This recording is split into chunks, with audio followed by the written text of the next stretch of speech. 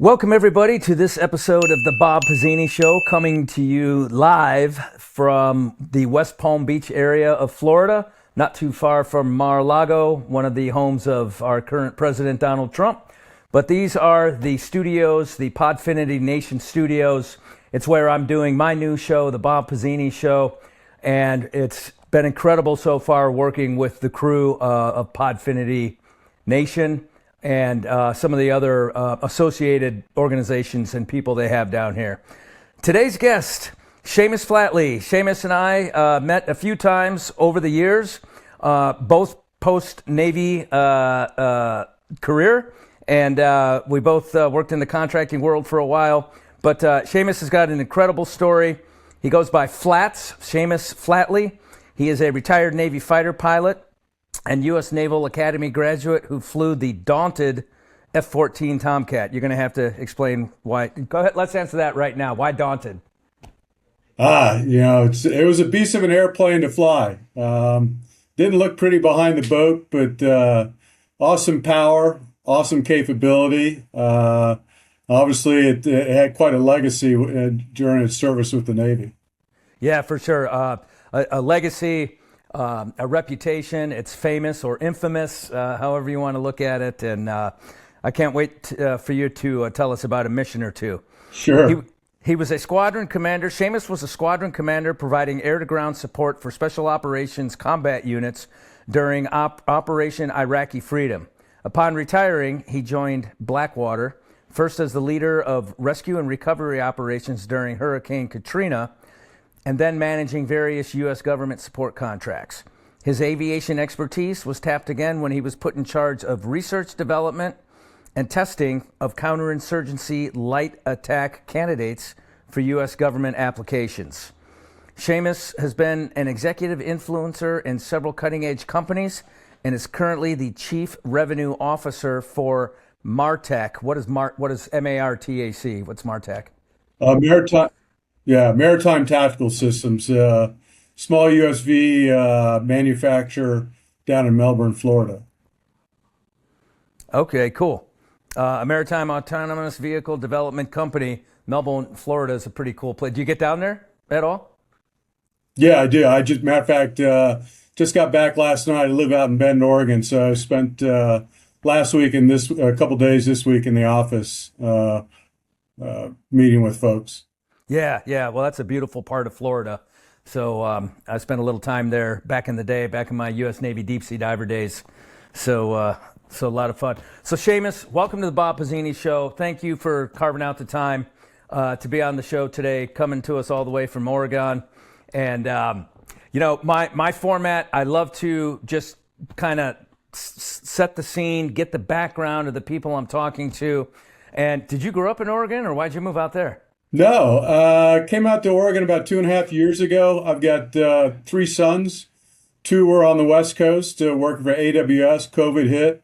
They pulled chocks out of Seattle, came down to the Bend area, big outdoor guys, hiking, biking, running, all that kind of stuff. And then my oldest son had just left the teams, gotten his business degree at MIT, and thought an opportunity for all 3 of them to get together. And so we're out here 5 minutes within 3 households and 7 grandchildren. Wow, that's cool. So you're definitely living the dream in this next phase of your life. Yeah, pretty it's awesome. been great. Where did you grow up? Grew up in a Navy family, so East, West Coast, South, and North. But most of that time spent on the East Coast in the Virginia Beach area. Okay. If you claimed a hometown, would Virginia Beach be that hometown? It would be, yeah. I grew up there, and then my career in the Navy, most of that time was in Virginia Beach. Yeah, that's cool. Tomcats out of I'm sure you did a lot of time at Oceana. Oh yeah. Oceana Master Jet Base. What's a Master Jet Base? Why do they call Oceana a Master Jet Base? I think because for the Navy, you only had, on the East Coast in my time, you had Cecil Field and you had Oceana. All the F-18s were down south. All the Tomcats and A-6s were up north. So you had F-14s and A-6s. Then you have the aggressor squadron VF-143 or 43, the fighting Omars. So a lot of different aircraft. So I can only imagine it became the master jet base for that reason. Okay, all right. And speaking of that base, there's two golf courses, the Tomcat and the Hornet.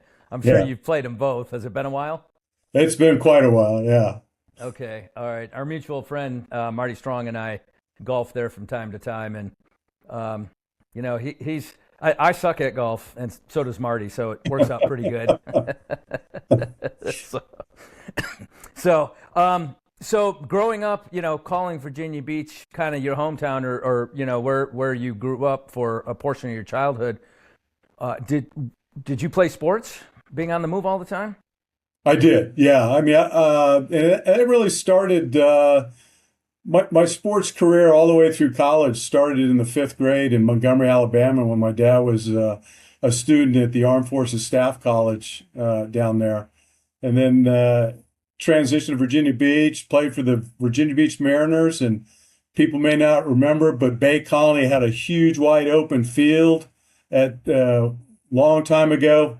There's lots of houses all over it, but that's where we practiced. I lived on 51st Street, throwing my pads, riding my bike down to Bay Colony, and that's where we had practice a couple days a week. And yeah, went from the Virginia Beach Mariners to Virginia Beach Junior High School, and then went off to boarding school after that. But basketball, baseball, football, wrestling.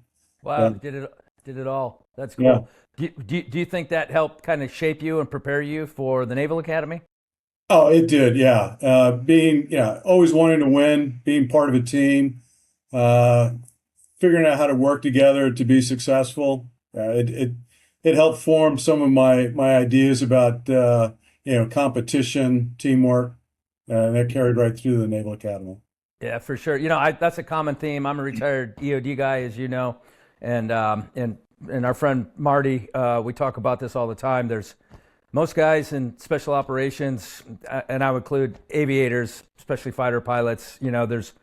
We grow up. A lot of us grow up with team sports. We grow up with adversity. We grow up with things that really prepare us for that military career, and it's not deliberate. It's just the way we were brought up. Yeah. So that works out pretty cool. Any jobs in high school? Yeah, I used to work for Checkered Flag. No kidding. I grew up with the owner's son, Steve Snyder. So my summers were spent back in the wash bay cleaning cars for the showroom and for customers who just purchased something. Yeah. Yeah, that's cool, man. It's high school. It's always good to have a little change in your pocket. So It was, yeah. what led to the Naval Academy? I mean, you grew up in a military family. Yeah. Easy question to answer. I am the third generation Academy graduate on both sides of my family. So I had two grandfathers, class of 29, class of 33. My father was 56, had uncles in 64 and 65. I ran it out the third generation in 83, sister in 90, two brother-in-laws out of 91, and nieces and nephews out of 18, 20, and 22. Holy cow, that's incredible. Have you been back there in a while? Was back there for my 40th reunion a couple years ago. Yeah, Yeah, that's pretty it's cool. changed a lot. For sure, for sure. Yeah, I hang out with a group of special operators, and we had the honor and privilege of going up there and speaking to all the EOD and SEAL candidates that have been selected in their senior year. So just a little mentorship, let them know what it's like and how to prepare. And so anyway, so I was just up there, I think 3 weeks ago doing that, and just really an honor to be able to do stuff like that.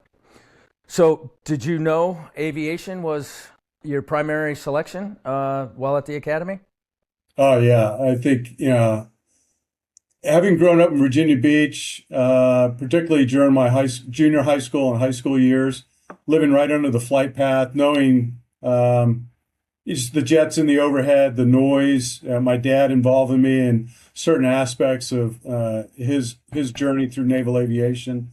And then I was reading about my grandfather. He was a very famous World War II fighter ace. who went on to help naval aviation transition from the prop age into the jet age. So yeah, it was in my DNA from the very early years. It's all I ever wanted to do. I was very singularly purposed in my, what I wanted to do with my life as I was, going to high school and into college. Wow, that's pretty cool. What a rich history. A rich history and a legacy that continues. You mentioned your son was a SEAL, and has he since retired? He did. He didn't retire. He did about 10 years in the teams.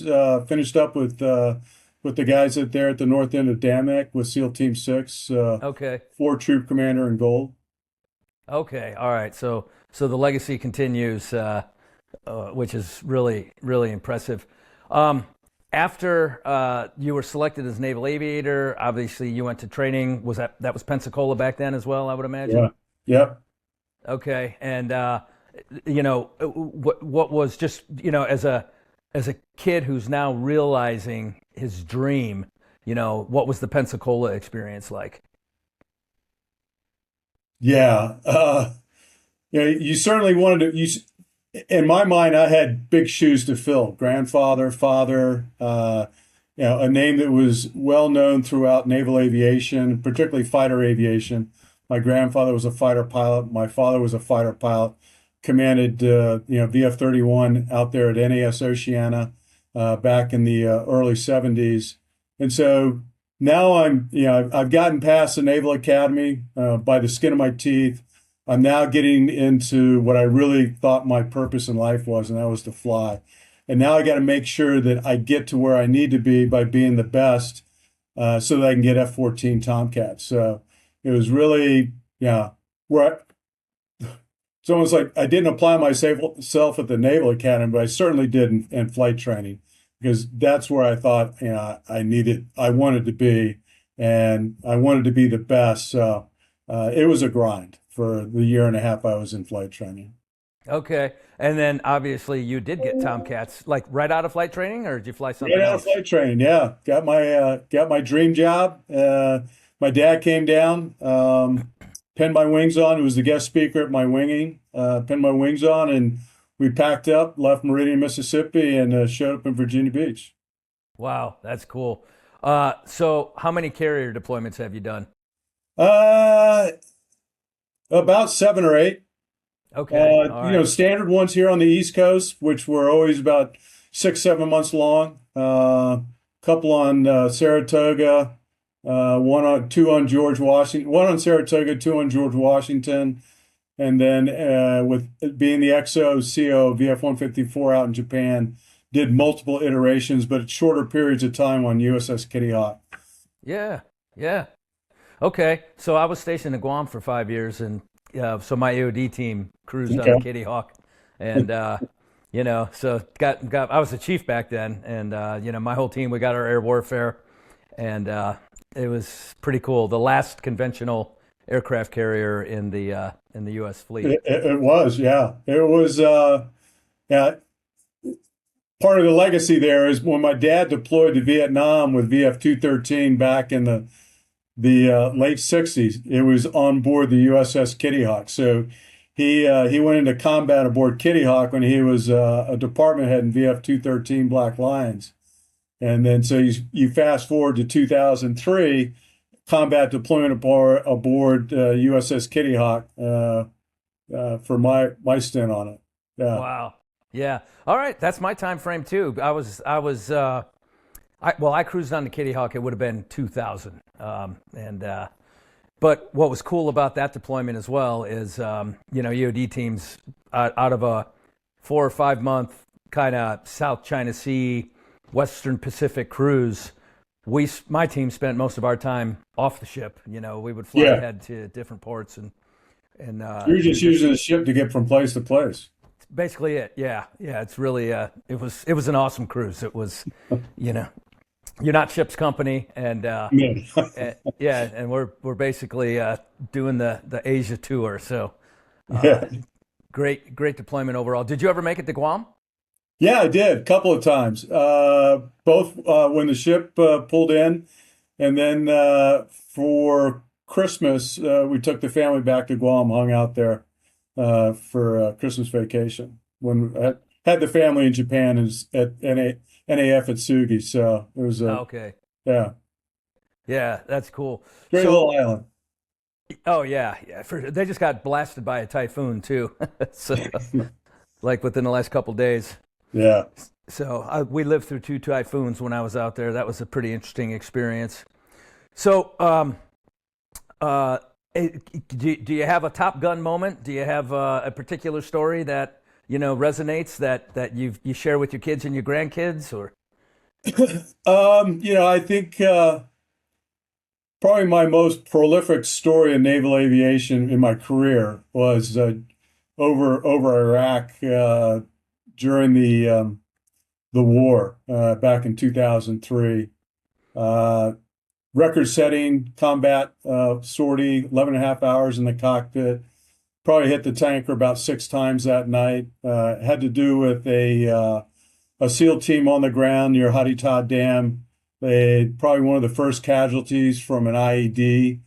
They had a KIA, so we came in, established Overwatch while they did the Kazovac event, and then the team started moving through the desert at sunset.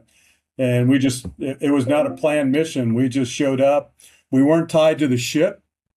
We were working out an IED as part of a JSOC element, Del Daly Special Air Force. So we were wrapped up with, obviously the special aviation units that were supporting ST-6 at the time.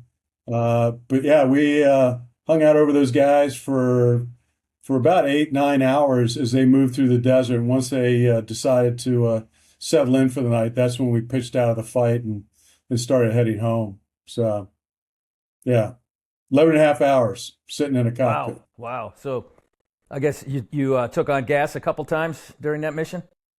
Quite a bit, yeah. Again, being part of that JSOC element, you just called the guys up and tell them that you needed more gas, and they just kept throwing tankers at us all night long. We just hovered over these guys with Overwatch. So, of all of your deployments and all the missions you've flown, what's one that's memorable? One that you can share with us? I think it's probably one of my last combat flights during Iraqi Freedom back in 2003. Launched at sunset out of IED, headed up north, and came up on a SEAL team that had taken a hit from an IED around the Haditha Dam. Established an Overwatch position for these guys. And it was a division of Tomcats. We kept cycling in and out, a section at a time, but got the Kazovac underway. And then these guys started moving through the desert and stayed with them until they bedded down for the night. By the time I landed, that was an 11 and a half hour mission. Which I believe is probably record setting for a Tomcat to be that airborne that long. Oh, okay. Taking a lot of gas from a lot of tankers. And then and then you've got a backseater, right? You got a Wizzo, or who's your guy in the backseat? Yeah, back then in the Tomcat days, we called them RIOs, radar intercept officers. But we call them GIB too, guy in back, right? Yeah. Okay. I like that. So the guy in back. So is he, looking at a screen, punching a bunch of buttons while you fly the airplane, or how does that dynamic work between the two? Yeah, it's interesting with the Tomcat. There was no control stick in the back, so he was purely a radar intercept guy. He was working all the comms, working the radar. In the later years of the Tomcat, when you introduced precision strike to it, you had the lantern pod. So that EOIR sensor that you had on the right wing of the aircraft. So he's in Iraqi Freedom. That's all it really was, just working the system, tracking these guys on the ground, using the system to look out in front of these guys and make sure that they're not going to be running into any populated areas or anything that might cause them to be engaged. It was all about leaning these guys left and right away from population centers, getting through the desert to where they needed to bed down, but and working the radar at the same time. We had complete air dominance at that point. There was nothing we were worried about that was going to hit us from an air-to-air perspective. So a lot of the focus was on the ground. When you do that, do you do like are there other F-14s like nearby? Do you do like a two ship or a three ship or some type of Yeah. formation? For that night, we were a two ship. So to maintain that constant overwatch, we'd keep one guy overhead while the other went to the tanker. And so we kind of ran a rope-a-dope event where if you're on the tanker, the other guy's overhead the team. And then as the other guy got low on gas, he'd flow out, go hit the tanker while the other guy was overhead. We just Okay. kept doing that for hours and hours and hours. Yeah. Okay. All right. Um, so roughly throughout your career, how many cats and how many traps? How many takeoff and landings on aircraft? 800 traps. So all my landings equaled my takeoffs. This is always a good thing. You want an even number in the book. Yeah. Yeah. Yeah. Well, but sometimes you'll depart the aircraft carrier and land, Sure. on land, right, or vice versa. Yeah. Let's just So, say all my landings were good landings, okay? yeah, well, for sure, for sure. And so, like in military skydiving, right, or skydiving, any landing we can walk away from is a good one. So, Yeah, exactly. so after that mission, and you're getting close to the end of your career, did you ever consider going into commercial aviation, flying for one of the big airlines? No, I didn't. Flying Tomcats was fun. You launch off the deck, you're going 300 plus knots in a matter of seconds. You're turning and burning in the skies off the coast of Virginia Beach in North Carolina. You land aboard aircraft carriers day and night. And, it didn't excite me that I was going to jump in a tube and fly people around for the rest of my life. Okay. That's not what I wanted to do. Okay, kind of like going and flying a Cessna, huh? Going from a jet to a Cessna. Yeah, yeah. So that's fine. Okay, so then how did you get into the realm of government contracting, and what was your first gig after you retired? Yeah, I would like to say that I had a plan when I was going to retire from the Navy. I made a very sudden and rash decision that I was done. I had probably the best time of my life being a commanding officer of a fighter squadron in combat. And, the idea, yeah, it would have been fun to go aboard a ship and be, air wing commander or, CO of a conventional aircraft carrier. But I just thought I'm at a point in my career where I just don't think I'm going to have as much as fun as I did. And so I made a decision to retire, but I did without a plan. It just so happened I had a former air wing buddy of mine down at Blackwater and heard that I had retired, and he said, "Hey, we got some stuff going on, and love for you to come down and talk." And from there, it was 2 days later, plane ticket down to Baton Rouge, Louisiana, working the Katrina ops for the next 4 months, and then getting pulled back into Blackwater proper down there in Moyock, and just kind of going with the flow. It was always all hands on deck. Where were you? Where did you need bodies to tackle problems? And it was during that time frame that I met Marty. We developed a friendship back 2007-9 time frame, and moved through the company under his mentorship, and then over to aviation with Presidential Airways. Got into some cool projects with Eric. And then when Eric was selling aviation, decided that it was time to move on. Seamus Flatley, great discussion, great career. From one service member to another, I thank you for your service and for your family's heritage and history of service. It's really quite impressive, and serving at levels that are unique, serving at levels that are difficult for a lot of people to achieve. So thank you so much for coming on the show today and sharing your experience with us. Well, Bob, thanks for having me on board. I appreciate it. You have a good day. You too. We'll see you.